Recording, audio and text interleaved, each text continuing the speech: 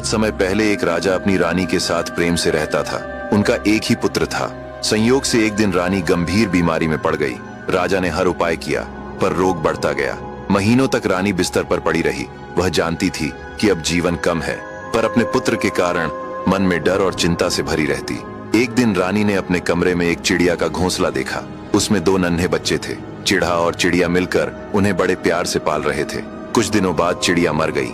बच्चों को बचाने के लिए चिड़े ने दूसरी चिड़िया से जोड़ा बना लिया।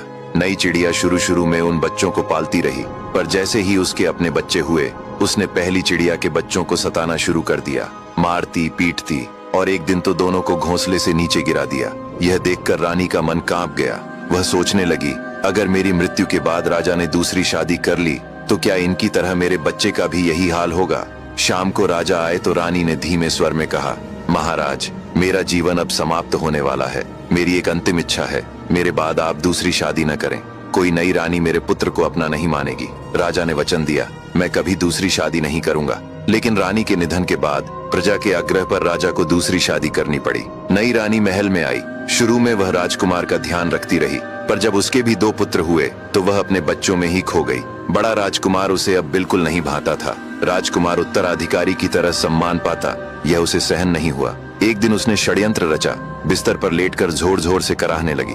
राजा तुरंत पहुंचे। वैद्य बुलाया गया, पर रानी बोली, मैं तभी बचूंगी जब बड़े राजकुमार का कलेजा मेरे कलेजे पर रखा जाएगा। रानी की बात सुनकर राजा स्तब्ध रह गए, पर उसके हठ के आगे झुकना पड़ा। उन्होंने मंत्री को आदेश दिया कि बड़े राजकुमार को मरवा दिया जाए। मंत्री यह आदेश सुनकर बेहद दुखी हुए। उसने औपचारिक रूप से राजकुमार को जल्लाद के हवाले तो कर दिया, परंतु जब जल्लाद मारने के लिए राजकुमार को जंगल में ले गया तो चुपके से घोड़े पर सवार होकर मंत्री भी जंगल में जा पहुंचा। जल्लाद को अच्छी तरह समझा बुझाकर मंत्री ने राजकुमार को अपने घर में ले जाकर छिपा दिया और किसी जानवर का कलेजा जल्लाद के हाथों रानी के पास भिजवा दिया। राजकुमार की मृत्यु की झूठी खबर सुनते ही रानी प्रसन्न हो उठी। उसे लगा अब उसके ही पुत्र उत्तराधिकारी बनेंगे।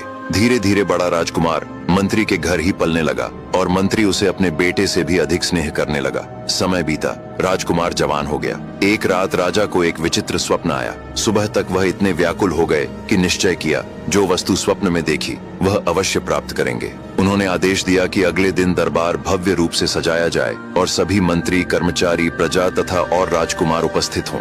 दरबार में राजा ने घोषणा की, मैंने स्वप्न में एक स्वप्न घोर पिंजरा देखा है जिसमें संसार की सभी आकर्षक वस्तुएं दिखाई देती थीं। जो इसे लाकर देगा उसे आधा राज्य मिलेगा। फिर उन्होंने पान का बीड़ा आगे बढ़ाकर कहा कि जो जाना चाहता हो वह बीड़ा उठा ले, पर हजारों लोगों में से कोई आगे नहीं बढ़ा। उस दिन दरबार